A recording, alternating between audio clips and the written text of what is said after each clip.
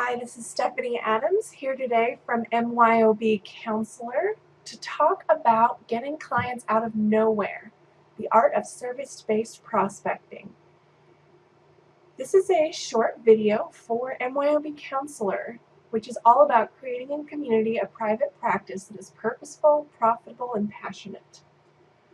All right, so getting clients out of nowhere sound like it's impossible? Well, today we're talking about prospecting, and that's a word that can make not a lot of sense, but is actually pretty easy to understand. Unfortunately, it has some negative connotations. You hear words like cold calling, ugh, or lead generation, also kind of markety, salesy. What does that really mean? But all we're talking about is just finding people that know those people who can benefit from your service-based business. I hope that sounds a lot less intimidating, because it did to me. And the first thing we're going to do to get that is identify those people. Who are those people who know the people that you want to serve? In other words, who serves the other needs your ideal client has? Of course, your ideal client doesn't only need you. They need other people too. Who are those people? Who do they listen to? They may or may not be going to this person for specific services, but they listen to them. They respect them. And of course, what community agencies would your client visit? That can be a great way to cross-refer. You can send people to these agencies who need your help, or who need your clients need their help, or you can have them refer to you. So here's some examples to get your wheels turning. First thing, if you're thinking about veterans, perhaps veterans are your ideal clients. Well, you can reach out to hospitals, VA hospitals, or nonprofits that serve veterans' causes. A lot of agencies have a division for veteran services. You might not think like things like the Catholic Charities Organizations has a veteran services division. What about families in conflict? If a family's having conflict, they might go to their pastor or other spiritual leader. You could reach out to them. They might not necessarily go to their school counselor, but the school counselor can pick up on this. They know a lot of what's going on from just seeing the kid or talking to the parents. Unfortunately, they might be having to consult a lawyer for custody or for divorce or mediation. So you can reach out to a lawyer and see if maybe you can help the clients the lawyer serves. A person who's depressed might end up at a psych ER. They might be going to their family doctor for medication, psychiatrist for the same reason. Perhaps they're not dealing with it with medication, or in addition to medication, they're going to like a sleep clinic because depression can affect your sleep. So maybe they end up there. You see how you can kind of find many different options if you start thinking outside the box. And again, outside the box, a person who's depressed might be going to a nutritionist where they want a more natural approach to deal with their depression, and they're trying to change their eating habits. That's definitely something we see a lot these days with depression and anxiety, is people turning to nutritional or holistic options to help ease their symptoms without resorting to traditional medicine. All right, now that you know that, I want you to take a step. I want you to take an action step right now and start making your list. Who do your people listen to? What places would they go? Who do they respect? Feel free to pause and take care of that now. Start thinking. After you've done that, the next step is to think about what they want. And by they, I mean the people you just put down your list. And you can think about it in the sense of an agency or an individual. But let me give you a tip. If you start out with I want, as in I meaning you, the provider, it's already over. These people they owe you nothing right now. It's not that they wish you harm, but they owe you nothing. You're just a nameless face right now. So don't start out with I want. You'll be shooting yourself in the foot. Instead, think about what they want. What do they need?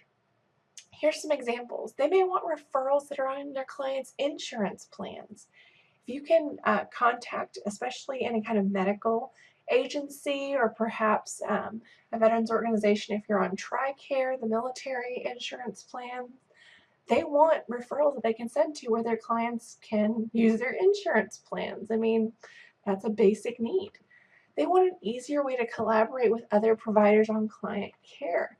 I mean, most people have to work with multiple different providers when they have any kind of an issue. They may need a community organization, a nonprofit, medical agent of some kind, and it's just so much easier when they can collaborate well and easily. So you can create an easy way to do that, which I'm going to talk about in a little bit. They may also want tools to speak with your ideal client about their needs. If their first language isn't psychology and counseling like ours is, they need a tool. Maybe they need a checklist or a template or some kind of sign or framework. For the same token, they want education for their staff and faculty. They want to help the people they're working with recognize, mental health problems, conflict, communication, relationship issues, and serve the people they serve more effectively. They want resources to give their clients. It's helpful to them to have, hey, here's an article on this issue. Here's a self-assessment. If they can do that, that makes their job easier. And that's the bottom line, is they want their job to be simpler. Most of these people are in service-based organizations, just like you. They are about helping other people. But that's a hard thing to do, and it takes a lot of emotional energy. So how much nicer is it to be when you can just keep it simple and say, here's what I can do to help you help your people better. So once again, I want you to take an action step. Write down for yourself, what does your referral source want? Take a second, put that down, and then we'll move forward.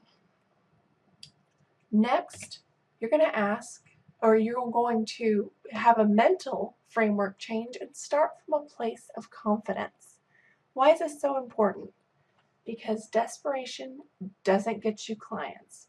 There is nothing, no bigger turnoff. I mean, they can smell it on you, honestly. They can taste it. And when you are desperate, it makes people wonder, okay, well, what's wrong with them?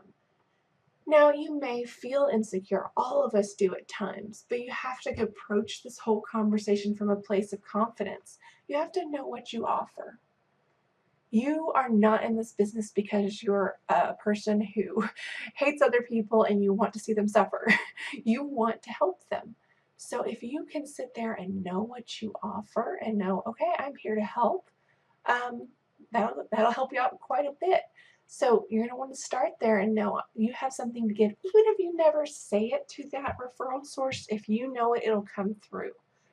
And by that same token, you're going to be talking to a lot of people. I would estimate, if you're starting from a place of cold calling, prospecting, lead generation, you may get anywhere from a 2 to 10% interest rate. That's normal and that's okay. If 90% of the people don't want what you have to offer, that's not a sign of any problem on your part, really. It's just a sign that you're testing these people out and seeing if they can benefit from what you do. And so don't take any rejection personally. They don't know you. They're not rejecting you personally. They just may not need what you offer. And of course, try again. Because again, you are not looking to hit a home run every time. You're looking to find those people that already want what you're looking for. Think about it like you're searching for the perfect Christmas gift or something at a sale.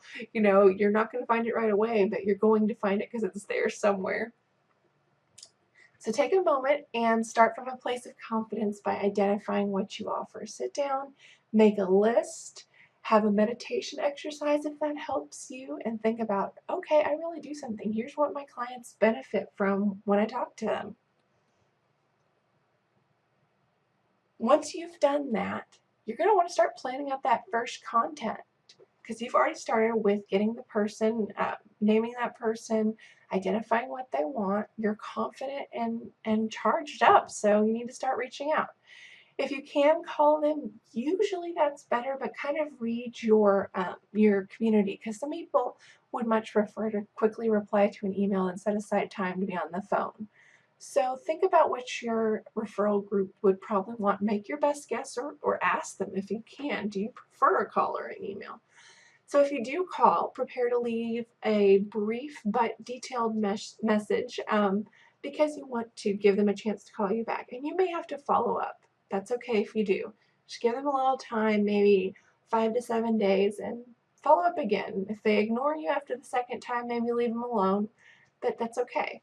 They'll have your information, and remember, we're only looking for that 2 to 10% that are going to be fantastic, great referral sources for you. If you email, I hate to have to say this, but you do, double check spelling and grammar. I can't count how many times I've received emails where there's terrible spelling and grammar, and I'm not offering these people a job or anything like that, so I don't really judge them or take it personally.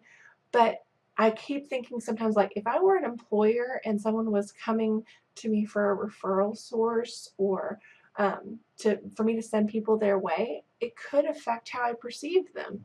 So I just say that to make you aware and go, if you come across someone who is rather critical about that aspect, you don't want to risk it. So have someone else read it, double check, use your spell check, and there's an app called Hemingway app, like Ernest Hemingway, that helps give you some great resources for testing what is a good quality writing and what is not.